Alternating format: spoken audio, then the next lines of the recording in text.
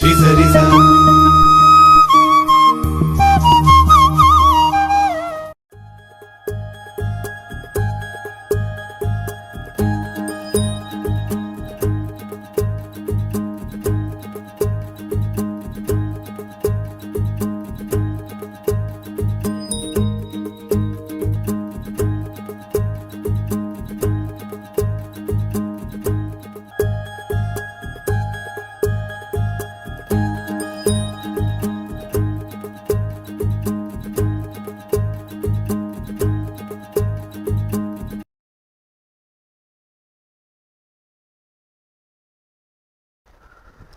Ayurveda is based on the concept that body is having three humors, അല്ലെങ്കിൽ മൂന്ന് ദോഷങ്ങൾ ശരീരത്തിലുണ്ടെന്നുള്ള ഒരു കാഴ്ചപ്പാടിലാണ് ആയുർവേദം എല്ലാം വർണ്ണിക്കുന്നത്, രോഗങ്ങളെ എല്ലാം വർണ്ണിക്കുന്നത്.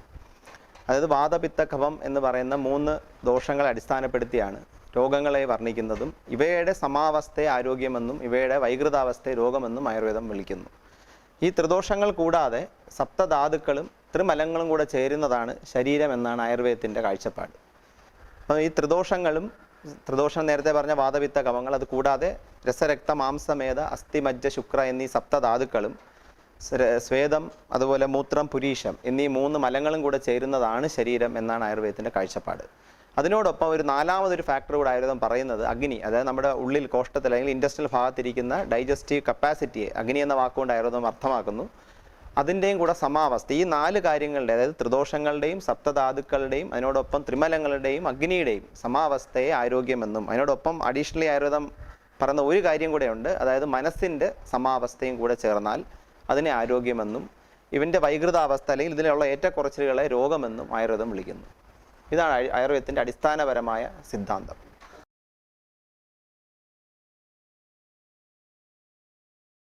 ആയുർവേദത്തിൽ ശരീരത്തിലുള്ള രോഗം, അതായത് നമ്മുടെ ആരോഗ്യത്തെ നിലനിർത്തുന്നതും എന്നാൽ ആരോഗ്യം മാറി രോഗാവസ്ഥയെ പ്രാപിക്കുന്നതുമായ ചില കാര്യങ്ങൾ ശരീരത്തിലുണ്ട് എന്ന് ആയുർവേദം മനസ്സിലാക്കിയിട്ടുണ്ട്. ഇവയെ ദോഷങ്ങൾ, അതായത് ദുഷ്ടി സംഭവിക്കുന്നത് കൊണ്ട് അതിനെ ദോഷം എന്ന വാക്കാൽ വിളിച്ചു. അതിൽ വാത പിത്ത കഫ എന്നീ മൂന്ന് അവസ്ഥകളെയാണ് അല്ലെ കാര്യങ്ങളെയാണ് ആയുർവേദം പറയുന്നത്. അത് പഞ്ചമഹാഭൂതങ്ങളിൽ നിന്നാണ് ഈ മൂന്ന് ത്രിദോഷങ്ങൾ ഉണ്ടായിരിക്കുന്നത്. പഞ്ചമഹാഭൂത സിദ്ധാന്തമാണ് ശരിക്കും ത്രിദോഷ സിദ്ധാന്തം തന്നെയാണ്, അത് രണ്ടും ചേർന്നിരിക്കുന്ന കാര്യങ്ങളാണ്. അതായത് വായു ആകാശ ധാതുഭ്യാം വായുഹു എന്നാണ്. വായു മഹാഭൂതവും ആകാശ മഹാഭൂതവും ചേർന്ന് കഴിഞ്ഞാൽ അത് വാതദോഷത്തിൻ്റെ അടിസ്ഥാനമായി. പിന്നെ ആഗ്നേയം പിത്തം, അതായത് അഗ്നി മഹാഭൂതത്തിൽ നിന്ന് പിത്തം എന്ന ദോഷവും ശേഷിച്ച രണ്ട് മഹാഭൂതമായ പൃഥ്വി അപ്പ് അല്ലെങ്കിൽ അമ്പു മഹാഭൂതത്തിൽ നിന്ന് കഫദോഷവും ഉണ്ടായി എന്നാണ് ശാസ്ത്രങ്ങൾ. പ്രപഞ്ചത്തിൽ കാണുന്ന ആ 5 മഹാഭൂതങ്ങളും ഒരാളുടെ ശരീരത്തിൽ ത്രിദോഷങ്ങളായി സ്ഥിതി ചെയ്യുന്നു. ഇവയുടെ ഏറ്റക്കുറച്ചിലുകൾ നമ്മുടെ രോഗത്തിന് കാരണമാകുന്നു. ഇവയുടെ സമാവസ്ഥ എന്ന് പറയുന്നതിന് ആരോഗ്യവുമാകുന്നു.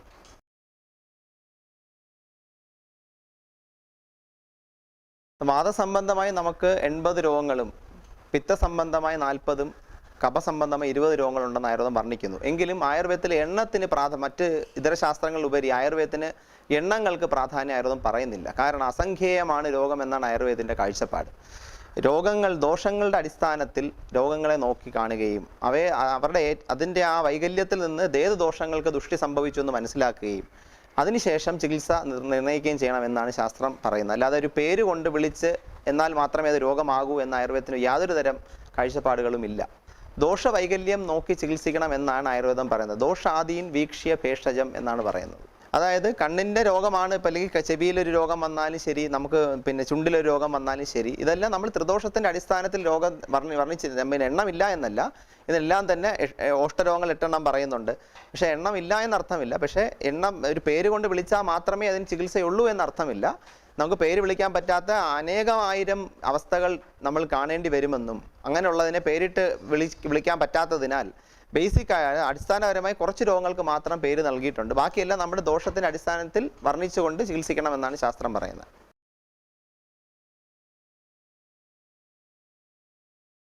ഒരു 70-75 വയസ്സുള്ളൊരു അമ്മ ഇവിടെ ചികിത്സിക്കവേ പെട്ടെന്ന് അവർക്കൊരു ചെവിയിലൊരു ഇങ്ങനെ ശബ്ദം കേൾക്കും. നമ്മൾ കർണനാദം എന്നാണ് ഇതിൻ്റെ ഒരു പേര്. അങ്ങനൊരു അവസ്ഥ അമ്മയ്ക്കുണ്ടായി. എന്നാൽ ചെവിയിൽ യാതൊരു തരം വേദനയോ മറ്റ് അസ്വസ്ഥതകളോ പരിശോധനയോ ഒന്നും തന്നെ കണ്ടിട്ടില്ല. അപ്പോൾ എന്തുകൊണ്ട് ഇങ്ങനെ വന്നു എന്നുള്ളൊരു ചോദ്യത്തിന് പെട്ടെന്ന് ഉത്തരവുമില്ല. അപ്പോൾ ഞാൻ അമ്മയോട് പറഞ്ഞു, സാധാരണ മറ്റ് ലക്ഷണങ്ങളൊന്നും അമ്മയ്ക്ക് കാണുന്നില്ല, ഒരു കാര്യം ചെയ്യാം, ഒരു പ്രത്യേക ഒരു മരുന്നുണ്ട്, ഇതിപ്പോൾ കഴിക്കട്ടെ, എന്നിട്ട് നമുക്ക് നോക്കാം എന്ന് പറഞ്ഞു. ഞാൻ അമ്മയ്ക്ക് കൊടുത്തത് രസോനാദി എന്നൊരു കഷായമാണ് കൊടുത്തത്. ആ കഷായം അനുലോമനം, അതായത് താഴേക്ക് വായുവിൻ്റെ ഗതിയെ ഉണ്ടാക്കുന്ന കഷായത്തിൽ വളരെ പ്രാധാന്യം അർഹിക്കുന്ന ഒരു കഷായമാണ് ഈ രസോനാദി എന്ന് പറയുന്ന കഷായം. അമ്മയ്ക്ക് ആ കഷായം കൊടുക്കുകയും ഞാൻ രാവിലെ എല്ലാ രോഗികളെ നോക്കാൻ പോകുന്ന സമയത്താണ് അമ്മ ഈ ലക്ഷണം എന്നോട് പറയുന്നത്. ഉച്ച സമയമായപ്പോൾ അമ്മ എൻ്റെ അടുത്ത് വന്നു. ഞാൻ ഇരിക്കുന്ന എൻ്റെ ക്യാബിനിൽ വന്നിട്ട് പറഞ്ഞു, ഡോക്ടറെ, എൻ്റെ ആ ഒരു ശബ്ദത്തിന് വ്യത്യാസം വന്നു കഴിഞ്ഞു, എന്ത് മരുന്നാണ് ഡോക്ടർ തന്നത്, അതെനിക്ക് വൈകിട്ട് കൂടെ തരാൻ മറക്കല്ലേ എന്ന് എൻ്റെ അടുത്ത് വന്ന് പറഞ്ഞു. അപ്പോൾ ഞാൻ ഈ ഒരു യോഗത്തിന് പിന്നെ അനുലോമനം വരുത്തും എന്നൊരു ഫലശ്രുതി മാത്രമേ ആ യോഗത്തിനുള്ളൂ. അപ്പോൾ ഇതിനകത്ത് അമ്മയുടെ ചെവിയിൽ ഈ ശബ്ദം കേൾക്കുന്ന ഒരു അവസ്ഥ ഉണ്ടായപ്പം വായുവിൻ്റെ ഗതി മുകളിലേക്ക് വന്നു കഴിഞ്ഞാലും ഇങ്ങനത്തെ കർണനാദം പോലുള്ള അവസ്ഥകൾ ഉണ്ടാകാമെന്ന് ആയുർവേദത്തിൽ പറയുന്നുണ്ട്. ഇങ്ങനെ ഒരു അവസ്ഥ ആയിരിക്കാം എന്ന് മനസ്സിലാക്കിക്കൊണ്ട് എന്തായാലും ഈ ഒരു കഷായത്തിന് ഈ ഫലശ്രുതി ഉണ്ട്. വായു മേളിലോട്ട് പോകുന്ന വായുവിനെ താഴോട്ട്, അതായത് ഉന്മാർഗമായി വന്നിരിക്കുന്ന അനുലോമനം ചെയ്യിപ്പിക്കാനുള്ള ഒരു ഗുണം ഇതിനകത്തുള്ളത് കൊണ്ട് കൊടുത്തു നോക്കിയപ്പോൾ അമ്മയ്ക്ക് വളരെ പെട്ടെന്ന് തന്നെ അതിനകത്തൊരു സുഖം പ്രാപിക്കുന്നതായിട്ട് കണ്ടു. അതൊരു വളരെ നമ്മുടെ ശാസ്ത്രത്തിൻ്റെ വളരെ വലിയ തെളിവിനെ അത് കാണിക്കുന്നു. കാരണം എല്ലാ രോഗങ്ങൾക്കും വായുവിൻ്റെ ഗതിയെ നിയന്ത്രിക്കുക എന്നൊരു അടിസ്ഥാന സിദ്ധാന്തം തന്നെ ആയുർവേദത്തിനുണ്ട്. അപ്പോൾ അതിൽ പ്രധാനപ്പെട്ട കഷായങ്ങൾ ഒന്നാണ് ഇപ്പം ഞാൻ കൊടുത്ത രസോനാദി എന്ന് പറയുന്നത്.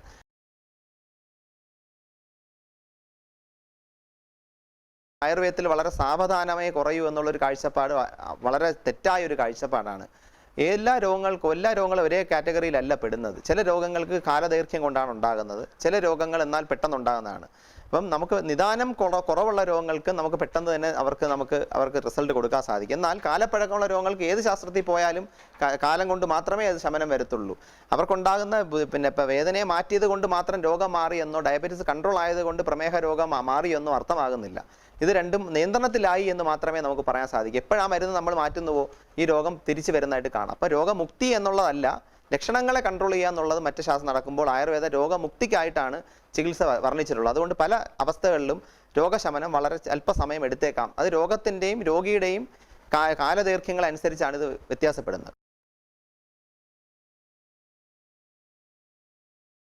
ദോഷങ്ങൾക്ക് സ്ഥൂലവും സൂക്ഷ്മവും എന്ന രണ്ട് ഭാഗങ്ങളുള്ളതായിട്ടാണ് ആയുർവേദം പറയുന്നത്. അതിൽ വാതദോഷത്തിന് സൂക്ഷ്മഭാഗം മാത്രമേ ഉള്ളൂ. പിത്തദോഷത്തിന് കൂടുതൽ സൂക്ഷ്മവും അല്പം സ്ഥൂലഭാഗവും ഉണ്ട്. കഫദോഷത്തിന് നേരെ തിരിച്ചും കൂടുതൽ സ്ഥൂലഭാഗവും അല്പം സൂക്ഷ്മഭാഗവും ഉണ്ട്. അതുകൊണ്ടാണ് വായു ദർശനത്തിന് അതീതമാകുകയും പിത്തം അല്പദർശനമാകുകയും കഫം ദർശനത്തിന് സാധ്യമാകുകയും ചെയ്യുന്ന ഒരു കാര്യം. ദർശനത്തിന് അതീതമാണ് വാതദോഷം. സ്പർശനം കൊണ്ട് മാത്രമേ നമുക്ക് വായുവിനെ സ്പർശനം അതിൻ്റെ ഗുണം, വായുവിൻ്റെ ഒരു ഗുണം എന്ന് പറഞ്ഞാൽ സ്പർശനേഭ്യധികോ വായു എന്ന് തന്നെയാണ് പറയുന്നത്. സ്പർശനം വായുവിനാണ് ബന്ധപ്പെട്ട് നിൽക്കുന്നത്. പിത്തസംബന്ധമായ നമുക്ക് കുറച്ചുകൂടെ കാണാൻ സാധിക്കും. കഫസംബന്ധമായ കാര്യങ്ങൾക്ക് സ്ഥൗല്യം, അതായത് അതിൻ്റെ പാർത്ഥിവാംശം കൂടുതലുള്ളതുകൊണ്ട് നമുക്ക് കണ്ണിന് ഗോചരമായ കാര്യങ്ങളായിട്ട് വരും. അതുകൊണ്ട് ആയുർവേദത്തിലും പരിശോധനാ രീതിയിൽ എല്ലാം കണ്ടറിയാം എന്ന് ആയുർവേദം, അല്ലെങ്കിൽ നമുക്ക് കണ്ടറിയാം എന്ന് ആയുർവേദം പറയുന്നില്ല. കാണാൻ പറ്റാത്തതാണ് കൂടുതൽ എന്നാണ് ആയുർവേദത്തിൻ്റെ കാഴ്ചപ്പാട്. പ്രത്യക്ഷം ഹി അല്പം അനൽപ്പം അപ്രത്യക്ഷം അസ്തി എന്ന് ശാസ്ത്രം പറയുന്നു. ഇത് നമുക്ക് വാദസംബന്ധമായ രോഗങ്ങളാണെങ്കിലും വേദനയാണ്, അതായത് രുചം ആണ്, വേദനയാണ് ഇതിന് പ്രധാന ലക്ഷണമായി കാണുന്നത്. വായുവിനാണ് ചലനമുള്ളതും വേദന അതിൻ്റെ പ്രാധാന്യ ലക്ഷണങ്ങളിലൊന്നും. ഏറ്റക്കുറച്ചിൽ, വിഷമത്വം, കൂടുക കുറയുക എന്നുള്ളത് വായുവിൻ്റെ ഒരു ലക്ഷണങ്ങളിൽ പെടുന്നൊരു കാര്യമാണ്. പിത്തസംബന്ധമായ കാര്യങ്ങളാണെങ്കിൽ നമുക്ക് പുകച്ചിൽ, ചൂട് ഇങ്ങനത്തെ അനുഭവപ്പെടുക, നിറത്തിനുണ്ടാകുന്ന വ്യത്യാസങ്ങൾ പിത്തസംബന്ധമായ ലക്ഷണങ്ങളിൽ പെടുന്നതാണ്. അതുപോലെ നമുക്ക് വിശപ്പിൻ്റെ ആധിക്യം കൂടുക, ഇതും പിത്തസംബന്ധമായ ലക്ഷണമാണ്. വാദസംബന്ധ ലക്ഷണത്തിൽ നമുക്ക് വിശപ്പിന് ഏറ്റക്കുറച്ചിലുണ്ടാകും. കഫസംബന്ധമായ ലക്ഷണമാണെങ്കിൽ നമുക്ക് ഭാരം തോന്നുക, അതുപോലെ ചൊറിച്ചിൽ അനുഭവപ്പെടുക, അതുപോലെ അഗ്നിക്ക്, അതായത് നമ്മുടെ ഡൈജസ്റ്റീവ് കപ്പാസിറ്റി കുറവ് സംഭവിക്കുക, ഇതെല്ലാം കഫസംബന്ധമായ ലക്ഷണങ്ങളായിട്ട് കാണുന്നു. ഇത് സാധാരണഗതിയിൽ ഇതെല്ലാം കേവലമായി അല്ല കിട്ടുന്നത്. ദോഷങ്ങൾ നമുക്ക് അങ്ങോട്ടും ഇങ്ങോട്ടും മിക്സ് ചെയ്ത രീതിയിലാണ് ലക്ഷണങ്ങളെ കിട്ടുന്നത്. ഈ ലക്ഷണങ്ങളുടെ ബേസിസിൽ നമ്മൾ ഏത് ദോഷം വൈകല്യം വന്നു, അത് ഇനി വളരെ ഡിസ്ക്രിപ്ഷൻ ആയുർവേദത്തിൽ ഇനി വളരെ ഡീറ്റെയിൽ ആയിട്ട് പറയുന്നുണ്ട്. ആ ലക്ഷണങ്ങളെ ബേസ് ചെയ്തുകൊണ്ട് നമ്മൾ ഏത് ദോഷമാണ് വൈകല്യം സംഭവിച്ചതെന്ന് മനസ്സിലാക്കി ചികിത്സാവിധി നിർണ്ണയിക്കും.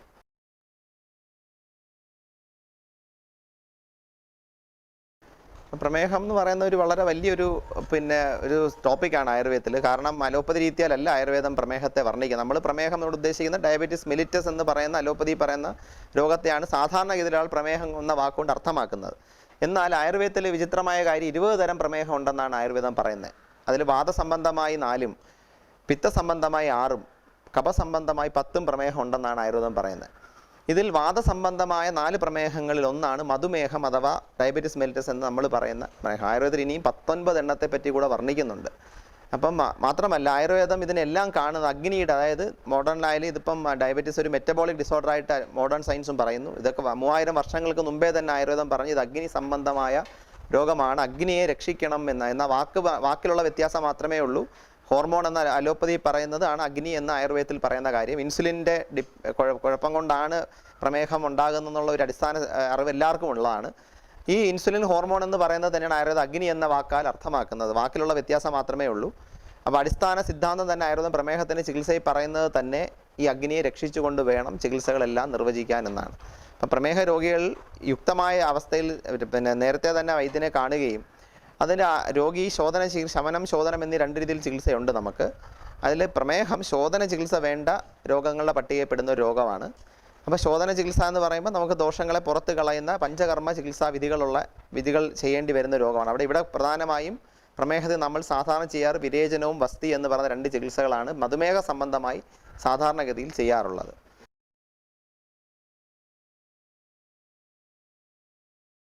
പ്രമേഹം നമ്മൾ ഉദ്ദേശിക്കുന്ന മധുമേഹം എന്ന രോഗമാണ് എങ്കിൽ പ്രധാനമായും നമ്മൾ ആഹാരം തന്നെയാണ് അവിടെ ഔഷധമായി ഇരിക്കുന്നത്. അപ്പം നമുക്ക് അഗ്നിക്ക്, അതായത് നമ്മുടെ ഡൈജസ്റ്റീവ് കപ്പാസിറ്റിക്ക് പറ്റുന്ന രീതിയിലുള്ള ആഹാരക്രമങ്ങളായിരിക്കണം പ്രധാനമായും. ദഹിക്കാൻ എളുപ്പമുള്ള ആഹാരങ്ങളായിരിക്കണം കഴിക്കേണ്ടത്. മധുര പ്രാധാന്യ ആഹാരങ്ങൾ ഒഴിവാക്കുകയും അതുപോലെ കൂടുതൽ പുളിപ്പുള്ള ആഹാരങ്ങൾ ഒഴിവാക്കുകയും അതുപോലെ തന്നെ ഷുഗർ കണ്ടന്റ് കുറവുള്ള, പ്രത്യേകിച്ച് ആയുർവേദം പറയുന്ന യവധാന്യമാണ്, പ്രത്യേകിച്ചും ഗോതൂമോ യവമാണ് ഏറ്റവും കൂടുതൽ ആയിട്ട് ആയുർവേദം വർണ്ണിക്കുന്നത്. അതിൽ യവം, അതായത് ബാർലി എന്ന് പറയുന്നതിന് വളരെ വലിയ സ്ഥാനമാണ് ആയുർവേദം പ്രമേഹത്തിന് കൊടുത്തിരിക്കുന്നത്. യവപ്രധാനസ്തു ഭവേത് പ്രമേഹി എന്നാണ് ആയുർവേദം പറയുന്നത് പോലും. ചരക സംഹിതയിൽ പറയുന്ന ഒരു പ്രധാനപ്പെട്ട ലൈനാണിത്. അപ്പോൾ യവധാന്യം നമുക്ക് കഞ്ഞി രൂപത്തിലോ അല്ലെങ്കിൽ അതിൻ്റെ ധാന്യം വെള്ളം തിളപ്പിച്ച് കുടിക്കുകയൊക്കെ ചെയ്യുന്നതിന് വളരെ ഗുണം ചെയ്യുന്നതാണ്. ഇലവർഗ്ഗങ്ങളുടെ ഉപയോഗം നല്ലവണ്ണം ഉപയോഗിക്കുക, കൂടുതൽ വെജിറ്റേറിയനായ ആഹാരങ്ങൾ ഉപയോഗിക്കുക, അതുപോലെ ചികിത്സാവിധികൾ വേണ്ട സമയത്ത് കൃത്യമായി ചെയ്യുക. അതിനോടൊപ്പം വ്യായാമവും കൂടെ വരുമ്പോൾ മാത്രമേ പ്രമേഹത്തിൻ്റെ ഒരു ചികിത്സയുടെ ഒരു മോഡ്യൂൾ ആവുന്നുള്ളൂ.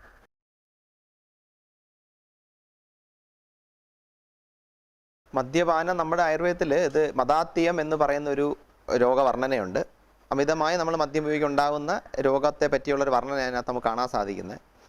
അത് ആയുർവേദത്തിൻ്റെ കാഴ്ചപ്പാട് ശരീരത്തിനെ മാത്രമല്ല മനസ്സിനെ ബാധിക്കുന്ന ഒരു രോഗമായിട്ടാണ് ഇതിൻ്റെ വർണ്ണനം എല്ലാം പോകുന്നത് തന്നെ. ഇപ്പം മനോവഹ സ്രോതസ്സിനെ ബാധിക്കുന്നു എന്നാണ് നമ്മുടെ അഷ്ടാഹൃദയത്തിലായാലും പറയുന്നത്. അപ്പോൾ ഇതിൻ്റെ ചികിത്സാ തത്വം നമുക്ക് ശാരീരികമായി മാത്രമല്ല ആയുർവേദം വർണ്ണിക്കുന്നത്, മാനസികമായ ചികിത്സാവിധിയും കൂടെയാണ് ഇതിനകത്ത് അവലംബിക്കേണ്ടത്. ശാരീരികമായ ചികിത്സയ്ക്ക് പ്രത്യേകമായ ശോധന ചികിത്സ ഉൾപ്പെടെ വേണ്ട ഒരു രോഗമാണ് മദാത്യം എന്ന് പറയുന്ന ഈ അവസ്ഥ.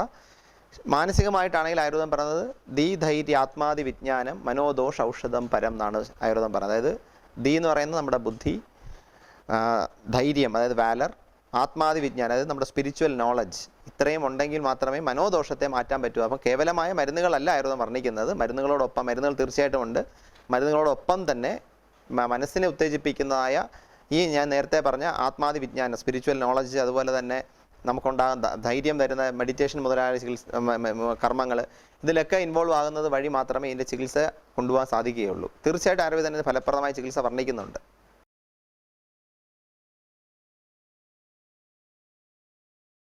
ഒരു നാമകരണം കൊണ്ടൊരു അർത്ഥമാക്കേണ്ട ആവശ്യമില്ല ഒരു രോഗത്തെയും എന്ന് ആയുർവേദം പറയുന്നു. എന്താണ് എയ്ഡ്സിൽ സംഭവിക്കുന്നത്? നമ്മൾ ആയുർവേദം അടിസ്ഥാനപരമായി പറയുന്നത് നിജ ആഗന്തു വിഭാഗേന തത്ര രോഗ ദ്വിതാസ്മൃത എന്നാണ്. നിജം എന്ന് പറഞ്ഞാൽ നമ്മുടെ ഉള്ളിലുള്ള ദോഷങ്ങളുടെ വൈകല്യം കൊണ്ടുണ്ടാക്കിയ രോഗങ്ങളും, ആഗന്തു പുറത്തു നിന്നുണ്ടാകുന്ന, അതിൽ നമുക്ക് ബാക്ടീരിയ ആയാലും വൈറസ് ആയാലും എല്ലാം എക്സ്റ്റേണൽ ഫാക്ടേഴ്സാണ്.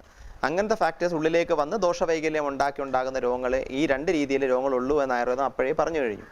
ഇതിലെല്ലാം ഇപ്പം ഏത് രോഗം നമുക്കൊരു അണുബാധയാലുണ്ടായാലും അതെല്ലാം ആഗന്തുജ രോഗമായി ആയുർവേദം അർത്ഥമാക്കുന്നു. പിന്നെ പ്രത്യേകമായി അതായത് നമ്മുടെ അഷ്ടാഹൃദയ അല്ലെങ്കിൽ ചരക സംഹിത, സുശ്രുതം എന്ന് പറയുന്ന ആദ്യകാലത്ത് എഴുതിയ ഗ്രന്ഥങ്ങൾ ഉപരി പിൽക്കാലത്ത് വന്ന ചില ഗ്രന്ഥങ്ങളായ ഭൈഷജ രത്നാവലി മുതലായ ഗ്രന്ഥങ്ങളിൽ തന്നെ ഓജോമേഹം എന്ന രോഗാവസ്ഥയെ പറ്റിയും വർണ്ണിക്കുന്നുണ്ട്. ഇപ്പം സാധാരണ വലിയ വൈദ്യന്മാരെല്ലാം തന്നെ നമുക്ക് ഈ ഉണ്ടായിരിക്കുന്ന HIV പോലുള്ള അവസ്ഥകളെ ഈ ഓജോമേഹം എന്ന് പറയുന്ന അവസ്ഥയായിട്ട് ബന്ധപ്പെടുത്തി ചികിത്സിക്കാറുണ്ട്. എന്താ തന്നെ ഈ അടിസ്ഥാനപരമായി എയ്ഡ്സ് എന്ന് പറയുന്ന രോഗത്തിലുണ്ടാകുന്നത് നമുക്കുണ്ടാകുന്ന ഇമ്മ്യൂണിറ്റിക്ക് ഉണ്ടാകുന്ന തകർച്ചയാണ് മെയിനായിട്ട്. അതായത് HIV വരുമ്പോൾ ഉണ്ടാകുന്ന പ്രധാന കാര്യം ആ രോഗി എല്ലാ രോഗങ്ങൾക്കും വിഷമതനായി മാറുന്ന, ശരീരത്തിൻ്റെ പ്രതിരോധ ശക്തിയെ തീർത്തും നശിക്കുന്ന ഒരവസ്ഥയാണ്. ഇങ്ങനത്തെ അവസ്ഥയിൽ ആയുർവേദത്തിന് എന്ത് ചെയ്യാനുണ്ട്? ആയുർവേദത്തിന് വളരെ കാര്യം ഇതിനകത്ത് ചെയ്യാനുണ്ട്. നമ്മുടെ ശരീരത്തിൻ്റെ ബലം എന്ന് പറയുന്ന ഒരു കാഴ്ചപ്പാട് ആയുർവേദത്തിനുണ്ട്. അത് നമ്മൾ ഇമ്മ്യൂണിറ്റി എന്ന് പറയുന്നത് രക്തത്തിൽ മാത്രം ഇരിക്കുന്ന കാര്യമായി ആയുർവേദം വർണ്ണിക്കുന്നില്ല. ഇതിൽ ഉദാഹരണത്തിന് വായുവിൽ തന്നെ ഇത് പറഞ്ഞു കഴിഞ്ഞാൽ തന്നെ 5 തരം വായുക്കളുള്ളതിൽ ഉദാന വായുവിനെ ബലമായി ആയുർവേദം പറയുന്നുണ്ട്. ഉദാന വായു ഇരിക്കുന്നത് ഉരസിലാണ്. ഉരസ്ഥാനം ഉദാനസ്യ എന്നാണ് പറയുന്നത്. അത് നാസാനാഭികളാംശരെ, മൂക്കിൽ കൂടെയും നമ്മുടെ കണ്ഠഭാഗത്ത് കൂടെ അത് ചലിക്കുന്നു എന്ന് പറയുന്നു. ഇതിനെ നമ്മളൊന്ന് വിസ്തരിച്ച് കഴിഞ്ഞാൽ നമ്മൾ ഇന്ന് ചെയ്യുന്ന പ്രാണായാമം, നാഡീശോധന, പ്രാണായാമ പ്രക്രിയകളെല്ലാം തന്നെ നമ്മുടെ ഇമ്മ്യൂണിറ്റിയെ കൂട്ടുന്നതായിട്ട് തെളിയിച്ചിട്ടുണ്ട്. അപ്പം ആയുർവേദം ഈ ഉദാനവായു ബലമാണ് എന്ന് പറയുന്നതിൻ്റെ ഒരു ഭാഗം ശരിക്കും പറഞ്ഞു കഴിഞ്ഞാൽ നമ്മുടെ ഇമ്മ്യൂണിറ്റിയെ വർദ്ധിപ്പിക്കുന്നു എന്ന് ഇതിൽ നിന്ന് നമുക്ക് അർത്ഥമാക്കാം.